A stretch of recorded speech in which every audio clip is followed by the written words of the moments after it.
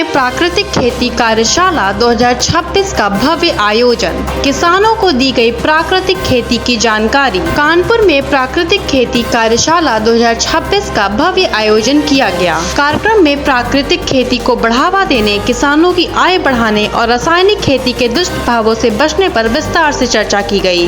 कार्यशाला में बड़ी संख्या में किसान, कृषि विशेषज्ञ और जनप्रतिनिधि शामिल हुए। कार्यक्रम में विशेषज्ञों ने किसानों को प्राकृतिक खेती के विभिन्न तरीकों की जानकारी दी। उन्होंने बताया कि प्राकृतिक खेती से खेती की लागत कम होती है, मिट्टी की उर्वरता बढ़ती है और किसानों को रसायन मुक्त एवं गुणवत्ता पूर्वक उत्पादन प्राप्त होता है। कार्यशाला के दौरान किसानों को गौ आधारित खेती, जैविक खाद, जीवामृत, बीजामृत और फसलों के प्राकृतिक संरक्षण के उपायों के बारे में भी जानकारी दी गई। वक्ताओं ने कहा कि प्राकृतिक खेती न केवल किसानों की आय बढ़ाने का माध्यम है, बल्कि यह पर्यावरण संरक्षण और लोगों के बेहतर स्वास्थ्य के लिए भी बेहद जरूरी है। प्राकृतिक खेती पर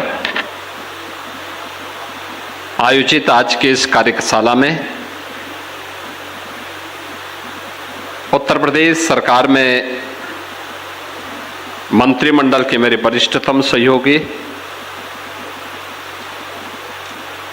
प्रदेश के कृषि और कृषि शिक्षा को जिन्होंने एक नई ऊंचाई दी है, ऐसे कृषि और कृषि शिक्षा विभाग के मंत्री श्री सूर्य प्रताप शाही जी, प्रभारी मंत्री कानपुर श्री योगेंद्र उपाध्याय जी, प्रदेश के खादी, ग्रामोद्योग, रेशम उद्योग और वस्त्रोद्योग विभाग के मंत्री श्री राकेश सचान जी, राज्य मंत्री कृषि सरदार बलदेव सिंह ओलख जी, राज्य मंत्री उत्तर प्रदेश सरकार श्रीमती प्रतिभा शुक्ला जी, महापौर श्रीमती परमिला पांडे जी, अध्यक्ष जिला पंचायत श्रीमती स्वप्निल वरुण जी, माननीय सांसद श्री रमेश अवस्थी जी, विधान परिषद सदस्य श्री सलील बिश्नोई जी, अरुण पाठक जी, राज बहादुर सिंह जी, मान्य विधायक गण महेश त्रिवेदी जी, अभिजीत सिंह सांगा जी, सुरेंद्र मैथानी जी, नीलमा कटियार जी, राहुल बच्चा सोनकर जी, विधान परिषद सदस्य अविनाश सिंह चौहान जी, माननीय विधायक श्रीमती सरोज कुरील जी, भारतीय जनता पार्टी के क्षेत्रीय अध्यक्ष श्री प्रकाश पाल जी, कानपुर ग्रामीण के अध्यक्ष श्री उपेंद्र पासवान जी, कानपुर उत्तर के अध्यक्ष अनिल दीक्षित जी, प्रमुख सचिव कृषि श्री रविंद्र कुमार जी, कुलपति चंद्रशेखर आजाद कृषि और प्रौद्योगिकी विश्वविद्यालय प्रोफेसर संजीव गुप्ता जी, कानपुर दक्षिण के अध्यक्ष श्री शिवराम सिंह जी, हमारे प्रगतिशील कृषक श्री भारत भूषण त्यागी जी, गौ सेवा आयोग के अध्यक्ष श्री श्याम बिहारी गुप्ता जी और उपस्थित हमारे सभी प्रगतिशील अन्नदाता किसान बहनों और भाइयों, भारतीय जनता पार्टी के हमारे पदाधिकारीगण और उपस्थित बहनों और भाइयों, मैं सबसे पहले इस प्राकृतिक खेती कार्यशाला के लिए कृषि विभाग, चंद्रशेखर आजाद कृषि और प्रौद्योगिकी विश्वविद्यालय और सहभागी बने हुए सभी अन्य संबंधित संगठनों और पक्षों को हृदय से धन्यवाद देते हुए देश के अंदर सबसे अधिक समय तक निर्वाचित प्रधानमंत्री के रूप में कार्य करने के एक नए कीर्तिमान को स्थापित करने के लिए प्रधानमंत्री मोदी जी का हृदय से अभिनंदन करते हुए उत्तर प्रदेश वासियों की ओर से उन्हें बधाई देता हूं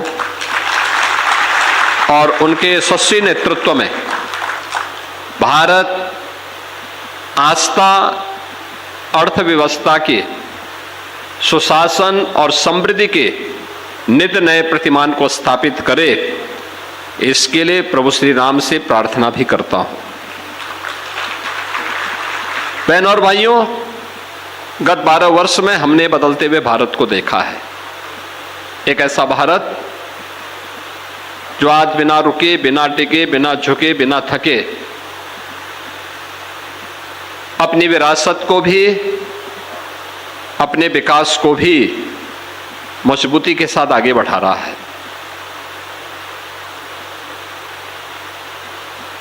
ऐसा नहीं कि भारत के पास पहले सामर्थ्य नहीं थी, लेकिन उस सामर्थ्य का एहसास कराने के लिए जिस प्रकार का नेतृत्व चाहिए था, उसका अभाव था। याद करिए, भारत आज से 2000 वर्ष पहले भारत की प्रगति की जब हम चर्चा करते हैं तो दुनिया की अर्थव्यवस्था में भारत की हिस्सेदारी 44% थी।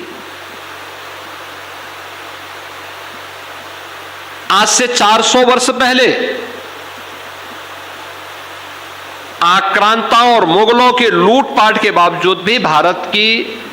ग्लोबल इकोनॉमी में हिस्सेदारी, यानी दुनिया की अर्थव्यवस्था में हिस्सेदारी 24% तक थी। लेकिन जब तक हम अपने संसाधनों पर, अपने अन्नदाता किसानों पर, अपने व्यापारियों पर, अपने नौजवानों पर और आधी आबादी के सामर्थ्य पर विश्वास करते थे, तब तक भारत समृद्धि की ऊंचाइयों को प्राप्त करता रहा। जब हमने नकल करना प्रारंभ कर दिया, विदेशियों की नकल करना प्रारंभ कर दिया, तो हम लगातार पिछड़ते गए, पिछड़ते गए, पिछड़ते गए। और जो कभी भारत दुनिया में धन धान्य के लिए जाना जाता था, अपनी समृद्धि के लिए जाना जाता था, वही भारत विपन्न होते होते जब ये देश आजाद हुआ, तब भारत की अर्थव्यवस्था, दुनिया की अर्थव्यवस्था में भारत का हिस्सा मात्र 2% रह गया था। आप सोचो ना, दुनिया की हर 18-19 व्यक्ति, 100 में से 18-19 व्यक्ति भारत के अंदर रह रहा है, लेकिन हिस्सेदारी हमारी मात्र 2% रह गई। तो हमें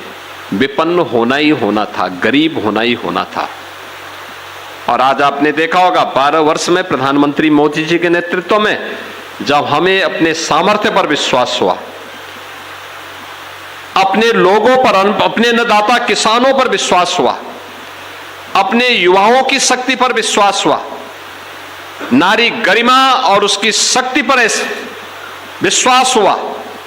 अपने व्यापारियों पर विश्वास हुआ, वही भारत आज दौड़ता हुआ दिखाई दे रहा है, समृद्धि की नई ऊंचाइयों को प्राप्त कर रहा है। अब भारत दुनिया की 4th-5वीं बड़ी अर्थव्यवस्था बन चुका है दुनिया का।